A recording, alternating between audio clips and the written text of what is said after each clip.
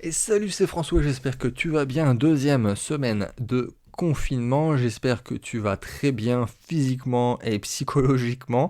On va faire une petite émission courte, mais c'est un sujet que j'aurais peut-être jamais abordé en tant que tel, enfin en tout cas ce que je vais aborder comme contenu.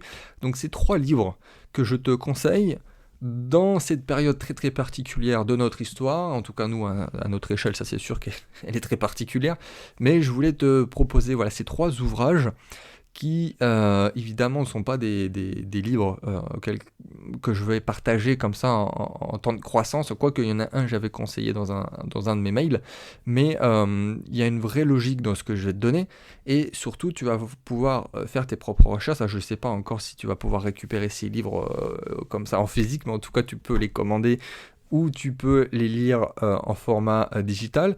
Ces 3 livres, dans tous les cas que je te conseille, quelle que soit ta situation, hein, c'est-à-dire que ça sera très utile pour ta propre réflexion dans les années à venir, et surtout, ça sert à ça un livre, c'est au-delà de la connaissance qu'il y a dedans, ça t'ouvre une nouvelle façon de penser. C'est-à-dire que la plupart des gens ne savent pas lire véritablement, ils savent lire les phrases, mais ils ne savent pas lire. C'est-à-dire les gens prennent des notes, font des post-it, font des fiches de lecture, car que n'importe qui oublie 90 voire 95% d'un livre au bout de 6 mois. Un livre, c'est pas forcément que pour la connaissance, sauf si on est sur un livre très technique, mais on est plus d'un point de vue professionnel, mais on est sur une ouverture d'esprit où on va potentiellement ouvrir des nouvelles cases. Et ça, c'est bien plus important que la connaissance en tant que telle, et c'est exactement ce que je vais te donner. Ces 3 ouvrages qui vont surtout te faire avoir des nouvelles façons de penser, parce que le plus important chez quelqu'un, ce qui le bloque, ce qui le limite dans sa vie de tous les jours, personnellement et professionnellement, c'est ce qu'il ne sait pas, qu'il ne sait pas.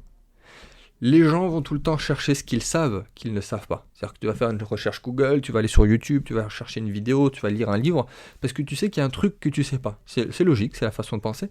Mais là, on va essayer d'aller plus loin. C'est surtout, alors c'est très compliqué à aller chercher, c'est très compliqué, là on est sur une ouverture d'esprit extrême, mais c'est que tu sais qu'il y a des choses que tu ne sais pas, et tu vas aller les chercher. Alors, soit chez un mentor, soit dans des livres, mais là c'est très compliqué parce que tu sais pas en tant que tel. Donc il faut soit faire du volume, soit aller chercher des livres un petit peu plus alternatifs. Donc on va y aller. Alors c'est évidemment pas des grands classiques du business ou de l'investissement.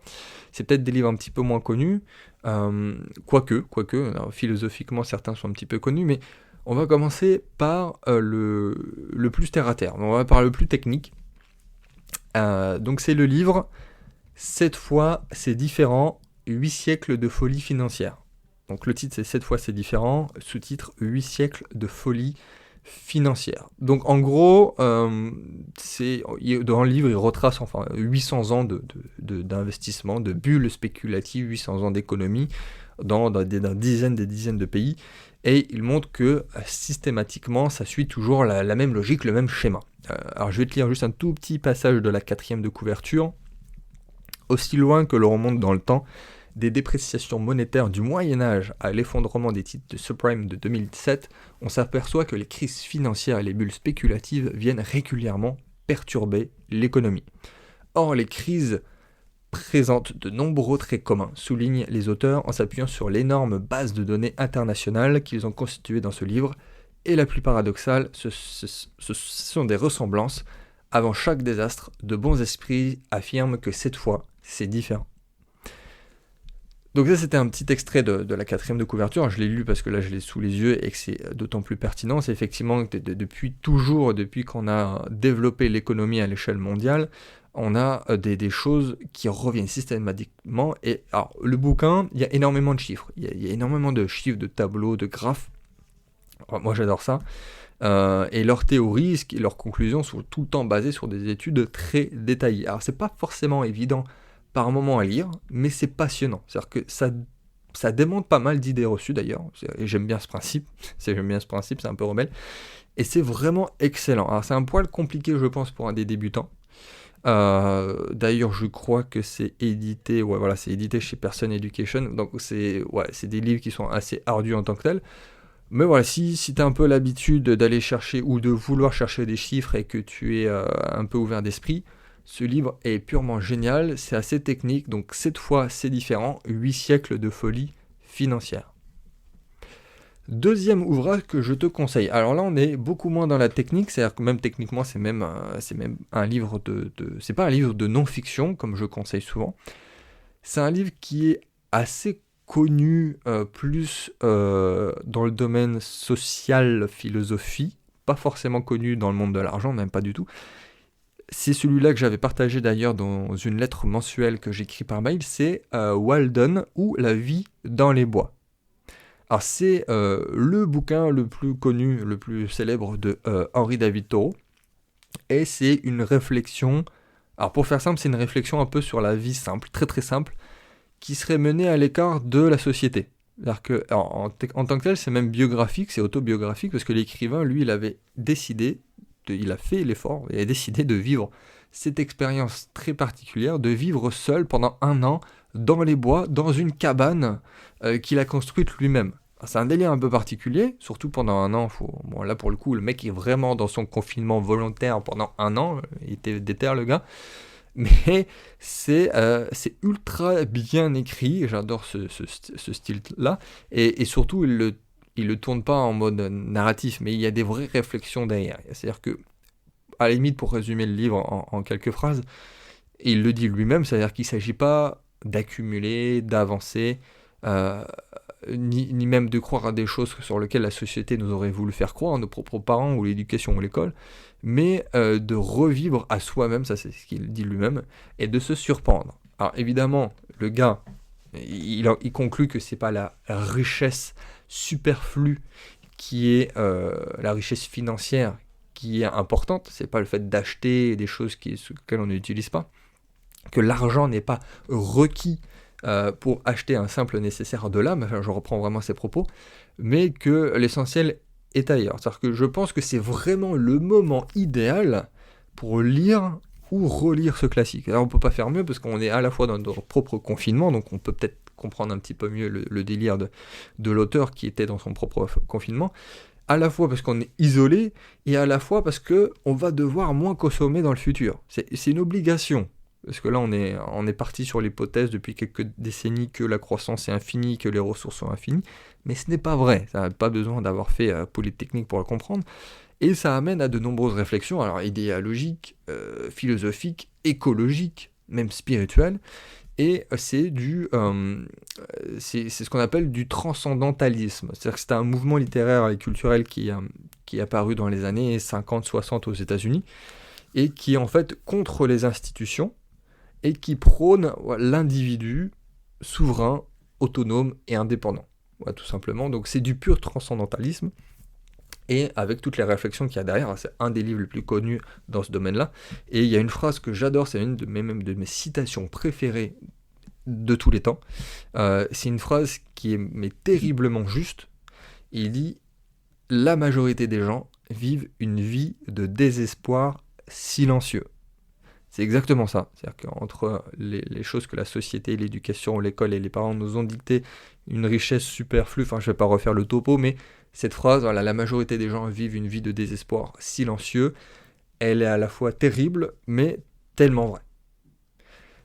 Troisième livre, voilà, dans la même mouvance du transcendantalisme, un peu plus compliqué, c'est le principe responsabilité de Hans Jonas. Donc c'est un livre qui a eu un immense succès en Allemagne. C'est devenu un best-seller philosophique. Et le gars, c'est le mec qui est à la base du principe de développement durable. C'est-à-dire que c'est le premier qui a introduit ce concept de responsabilité des générations présentes vis-à-vis des générations futures. C'est le fameux principe responsabilité. Et en fait, voilà, l'auteur, il commence du principe, il part de la simple question pourquoi l'humanité doit exister, et il développe. C'est-à-dire qu'il développe, il se fait vraiment plaisir, et il arrive à des notions voilà, comme l'autodestruction collective, en fait ce que nous sommes en train de vivre, hein, en fin de compte, et comme quoi voilà, les effets destructeurs de la technologie demandent que l'individu intègre sa part de responsabilité à l'égard du devenir de la planète, et plus généralement de la nature et de la vie dans son ensemble et des générations futures.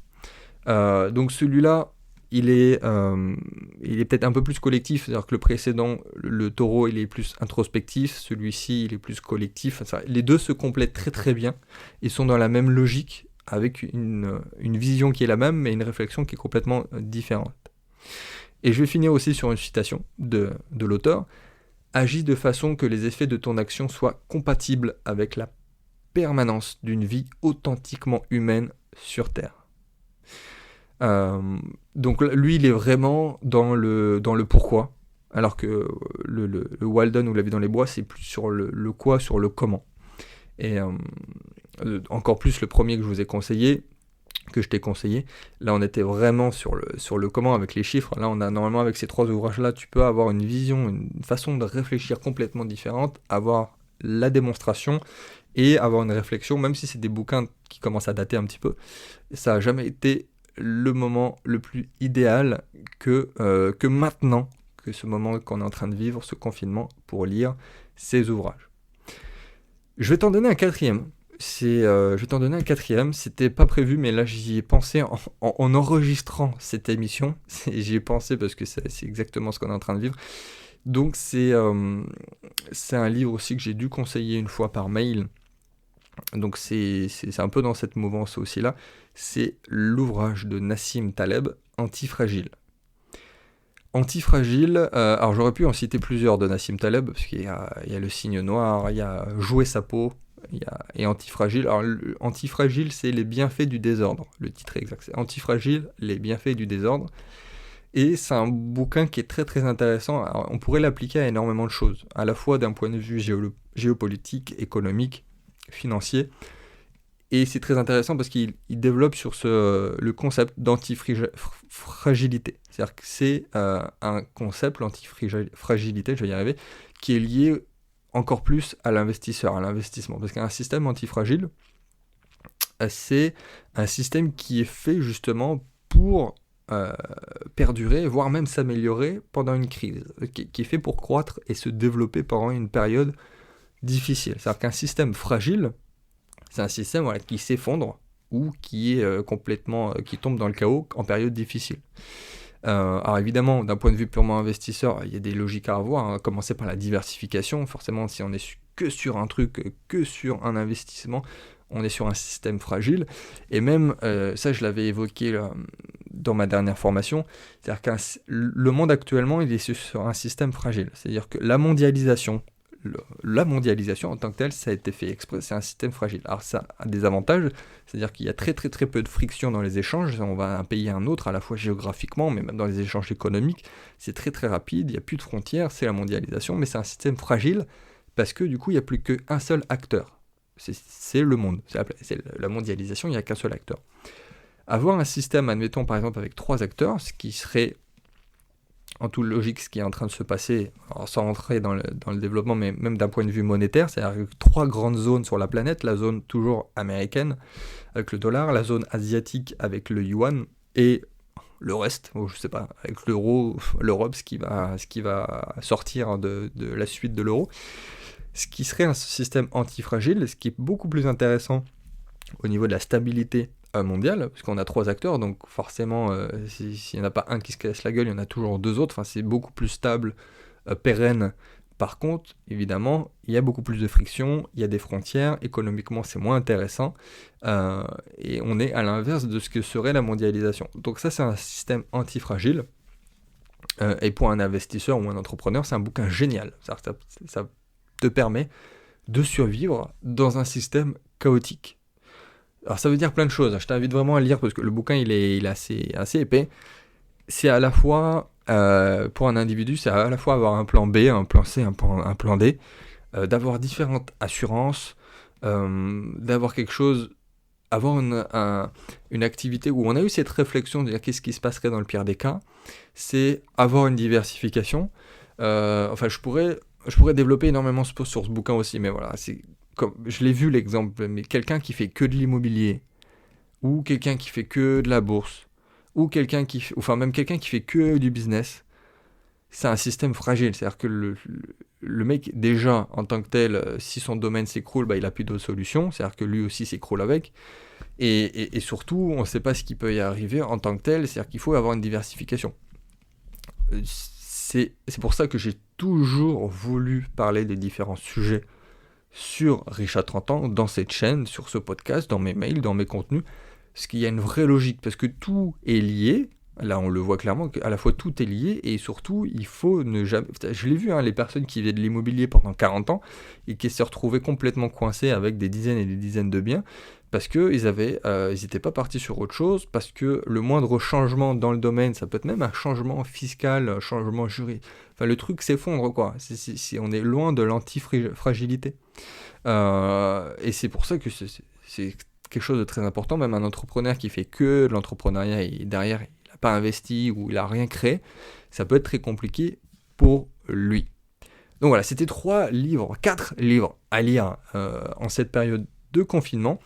À grand plaisir, si tu as déjà lu un de ces 4 bouquins, ou même plusieurs d'ailleurs, tu peux me faire un petit retour dans les commentaires, ça me ferait grand plaisir de voir que d'autres personnes ont lu ces ouvrages. Si tu les commandes ou si tu les lis dans les jours à venir, pareil, j'aime bien un petit retour, que ce soit par mail, sur les réseaux sociaux ou directement dans cette vidéo. Je te dis à très vite pour une prochaine émission. Ciao ciao.